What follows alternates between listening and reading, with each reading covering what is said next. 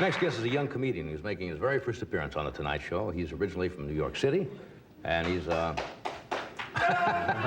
same guy who knows about your record. He's worked a lot of small clubs, both in New York and Los Angeles. Would you welcome him, please? Jerry Seinfeld. Jerry?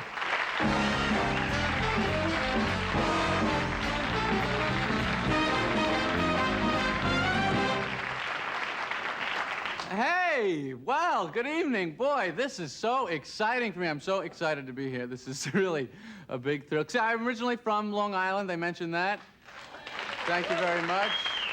Appreciate it. And I just moved out here. Of course, you know, the weather out here is very different from back on the East Coast. But one thing is the weather reports are exactly the same. Weather reports are the same wherever you go in the country. They always have the guy comes out, he shows you the highs, the lows, the fronts. Then they show you the satellite photo. This is real helpful. A photograph of the Earth from 10,000 miles away. Can you tell if you should take a sweater or not from that shot? I have no idea. If I really need to know the weather, I watch Romper Room. The kiddie show. They lay it on the line. If the little Willie guy on the wall gets a raincoat, I know what's happening.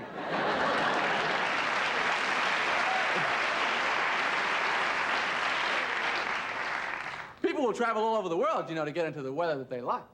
Skiers will go to Switzerland for the snow. I was in Switzerland one time. Beautiful country, great country, and interesting, 500 years without a war. Very impressive, also very lucky for the Swiss Army. I don't know if you've ever seen that little Swiss Army knife. It's not much of a weapon. Corkscrews, bottle openers, come on. They've had some great picnics, don't get me wrong. If somebody attacks you, what do you pull out? Your nail clippers? Come on, buddy, let's go. You get past me, the guy in back of me, he's got a spoon.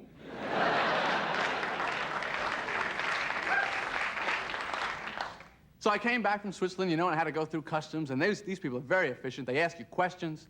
The guy says to me, you got any plants? I said, no. Any alcohol? No. The guy actually says to me, any drugs? Now, is this an effective technique for this guy? What are we on, the honor system now? Is he catching incredibly stupid people like this? Any drugs? Bingo, you got me.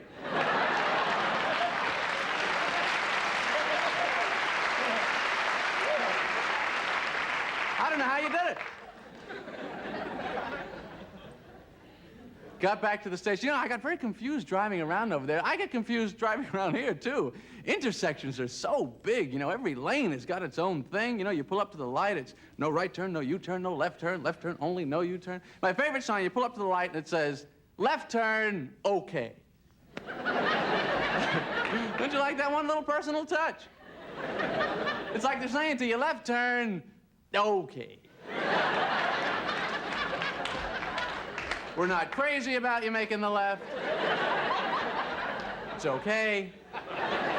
Pretty much make it, get it over with.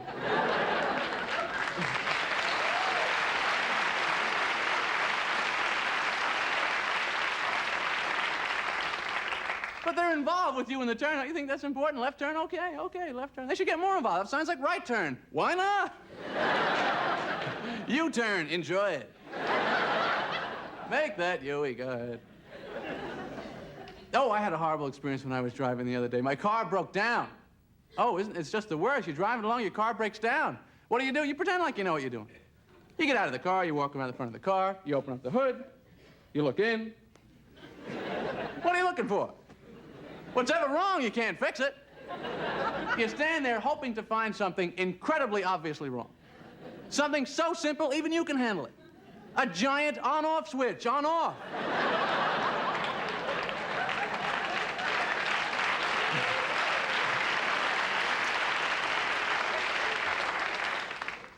These are the amazing things. That's part of my job, tell you these amazing things. There's a lot of amazing things in the world. You can find them yourself. Just look in the Guinness Book of World Records. Some incredible things in there. Have you ever seen the guy who's got the record for fattest man in the world? It's an amazing thing. Bob Hughes, 1,400 pounds. Ladies and gentlemen, the man has let himself go. I used to even feel bad, you know, talking about him on stage, because, you know, somebody, you could weigh 1,000 pounds and go, he's not talking about me. This is a man with a serious weight problem.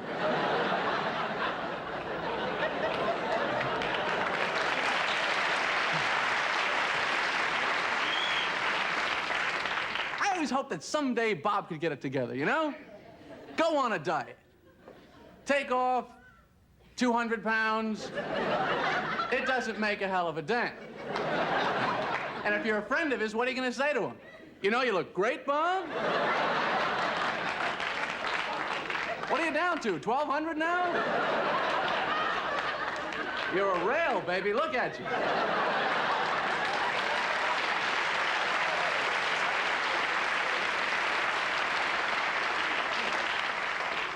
And what could he possibly say in response? And you know, I feel terrific. Look at these pants. Remember how tight they used to be? Look at this. I gotta get all new clothes now. Good spot.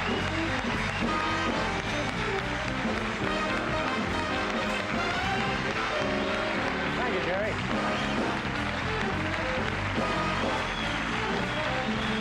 Thank you, Jerry. Jerry Seinfeld. Thank you, Jerry. Take a bow.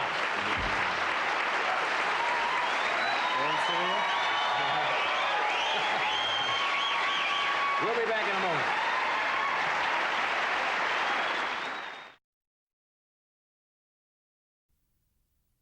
Tomorrow night at 9:30 on NBC, following the very popular show Cheers, is another very popular young guy, very funny guy, Jerry Seinfeld, with his own show called The Seinfeld Chronicles. And he's going to be appearing also at the Orpheum Theater in Minneapolis, June 9th, at the Circle... Yeah, hooray! Thank you. This is becoming a pep rally all of a sudden. He will be in Minneapolis, dear, June 9th, and he'll be at the Circle Star Theater in San Carlos also. No cheers for San Carlos, huh? On June 23rd. Would you welcome Jerry Seinfeld?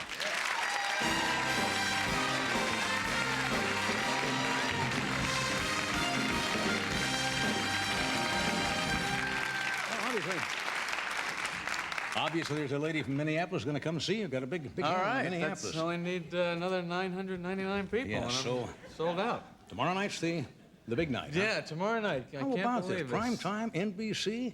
How did this all happen? 5 years ago, would you thought, hey, that's going to happen? No. I've been doing this show for 10 years. I guess so.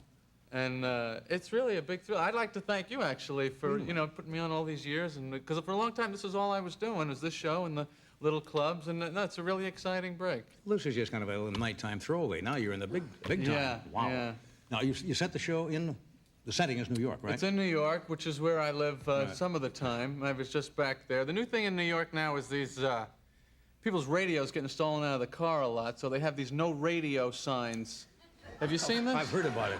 No radio. I've also seen no radio, nothing in trunk, because they're breaking into the trunks. No radio, no nothing. This is one absolutely true. I saw this. No radio, thank you. No radio, thank you? We're going to attempt being polite to the crooks now and say, you know, sorry to disappoint you, Mr. Crack Addict, sir. You know. Or not all. Yeah, appreciate your consideration in this matter. Maybe they could put a sign out there, this is not a car, or something like that. But they really do. No radio. They break in the radios. The criminals, I don't know. Didn't they have it on some new cars? If you take the radio out, it's inoperative. Yeah. Some manufacturers have done that. I don't know whether that's for real, but that's what they say. I've lost probably about 8, 10 of these things. I would like once them just steal the car and leave the radio in the parking spot.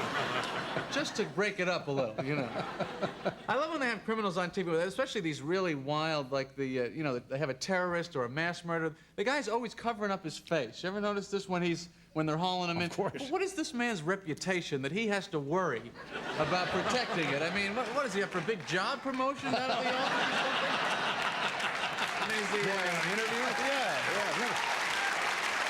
He's afraid the boss is going to catch it and go, isn't that Johnson from sales? You know?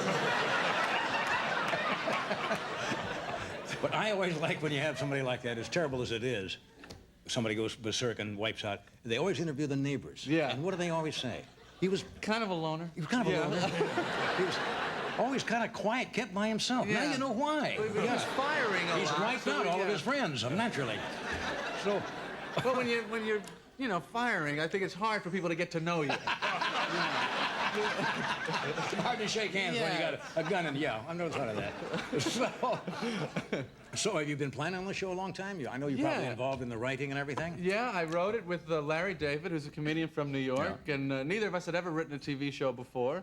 And they let us do it. NBC, is, I have to say, was wonderful, letting us really do the type of comedy and the type of show that we wanted to do. Because you do mostly a lot of observation. You comment on things and people and what's happened and the things that are socially relevant or not so socially relevant. No, not so much on the news. Yeah? To me, the most amazing thing about the news is that whatever goes on in the world, it exactly fits the number of pages that they're using in the paper that day.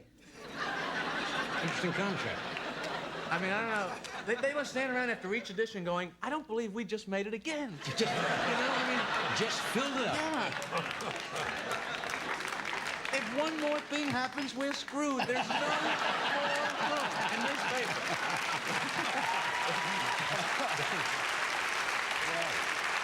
We have, you want to show a little excerpt from this show? Is this from the first show now? Yes, tomorrow? it's from the, yeah. No, this is from another show, I think.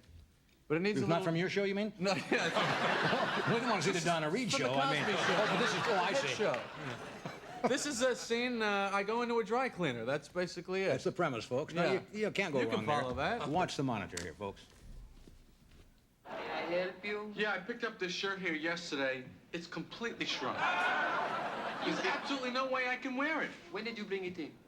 What's the difference? Look at it. Do you see the size of this shirt? You got a receipt?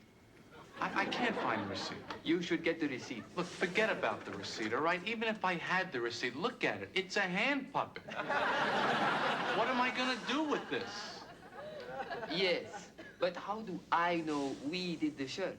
Well, what do you think? This is a little scam I have? I take this tiny shirt all over the city, conning dry cleaners out of money? In fact, forget the money. I don't even want the money. I just once would like to hear a dry cleaner admit that something was their fault. That's what I want. I want an admission of guilt. Maybe you ask for it to be washed.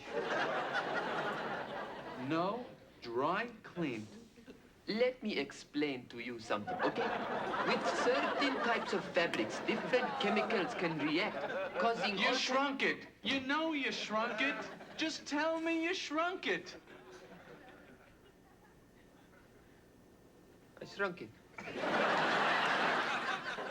See, the whole problem with dry cleaning is that we all believe that this is actually possible. They're cleaning our clothes, but they're not getting anything wet. It's all dry. I know there's got to be some liquids back there, some fluids that they're using. There's no such thing as dry cleaning. When you get something on your shirt, you ever get something on your shirt and try and get it off like that? That's dry cleaning. I don't think that's what they're doing back there. They don't have 80 guys going, come on, hurry up. There's a lot of shirts today. Hey, nice clip. Good stuff. Okay, I shrunk it. That's fun. Finally get one to admit it. Yeah. So we try and combine the stand-up, show how, you know, I'm just playing myself, and that's the And kind of step things out and that make some happen. comments. Yeah. Wish you good luck with it, Jerry. Thank you. We'll take a break. We're coming right back.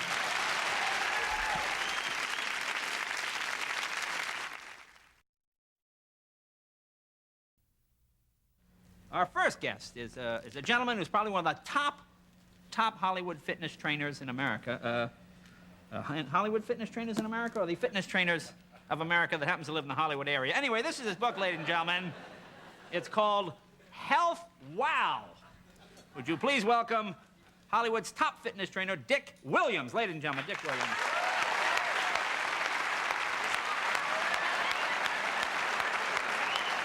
How are you, Dick?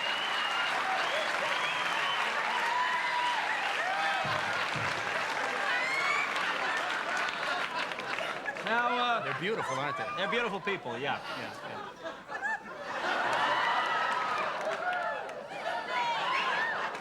Let me ask you here, in the book, it says in the back here, you've trained some of Hollywood's top celebrities. Who are some of the folks you've worked with? Maybe people might know. Well, there's Roger Crummis. Roger Crummis. No, I don't know that name.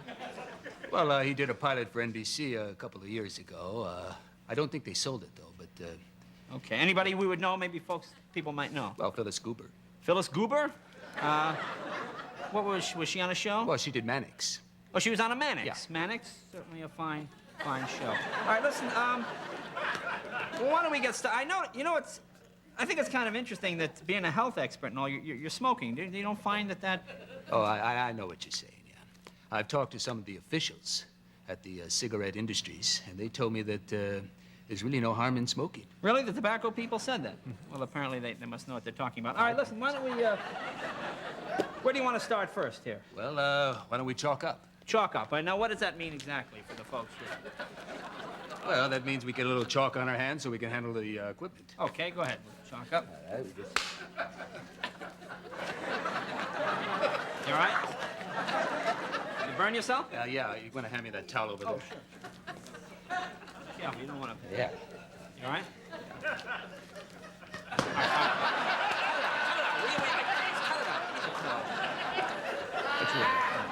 And now what? In your book here. Are you all right? Okay.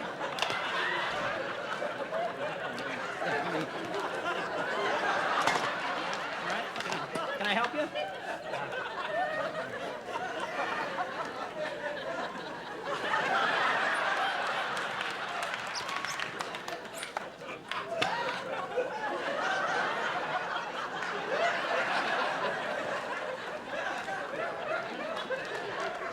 You want to stand back? I don't want you to get hurt. Stand over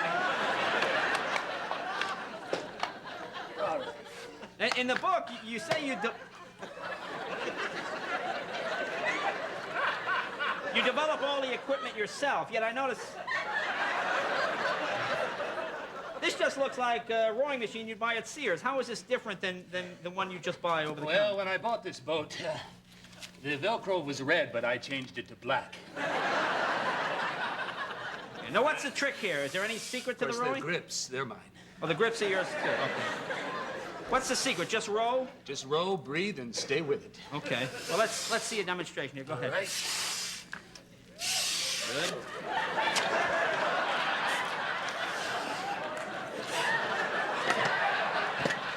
You all right? Dick.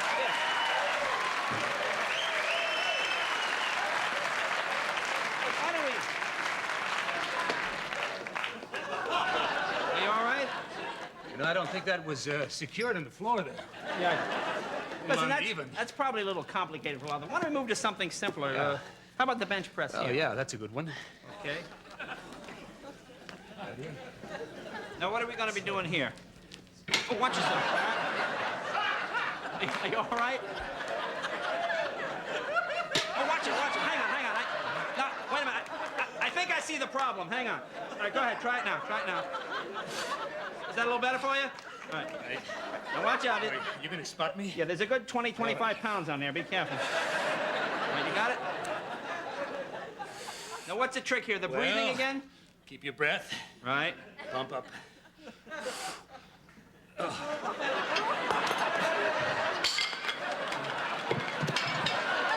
all right?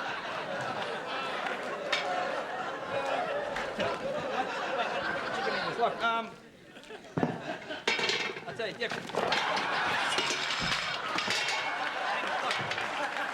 maybe we should do this another time when you're not so nervous. But